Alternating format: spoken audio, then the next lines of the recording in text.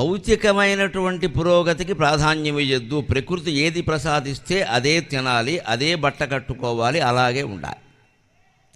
ఉన్న చోటే ఉండాలి, ఉన్న పనే చేసుకోవాలి, ఉన్నదాంతోనే సంతృప్తిగా ఉండాలి. నిశ్చింతగా ఉండాలంటే ఈ 3 విషయాలే గుర్తుపెట్టుకోవాలి. ఉన్న చోటే ఉండాలి, బళ్ళారిలోనే ఉండాలి, ఉన్న పనే చేసుకోవాలి. ఇక్కడ మన కులవృత్తి ప్రకారమో మరో వృత్తి ప్రకారమో పోనీ మనకి ఇష్టమైన పనో ఏం చేసుకోగలమో అదే చేసుకోవాలి. ఇక్కడ ఏమొస్తే దాంతోనే సంతృప్తి పడాలి. ఇక్కడి నుంచి ఇంకో ఊరు ఎడదామని మనం ప్రయత్నం చేస్తే ఆ ఊళ్ళో వాడికి ఆటంకం అవుతుంది. అక్కడ వీడు వచ్చి నా పని చెడగొట్టాడంటాడు.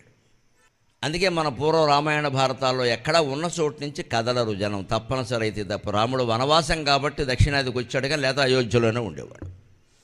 పాండవులు వనవాసం చెయ్యాలి కాబట్టి ఎక్కడికి వెళ్ళారుగా, లేకపోతే హస్తినాపురంలోనే ఉన్నారు. అంత చేసినా మళ్ళీ వచ్చి వాళ్ళ హస్తినాపురం కోసమే వాళ్ళు యుద్ధం చేశారు, కానీ ఇంకేం చేయాలి.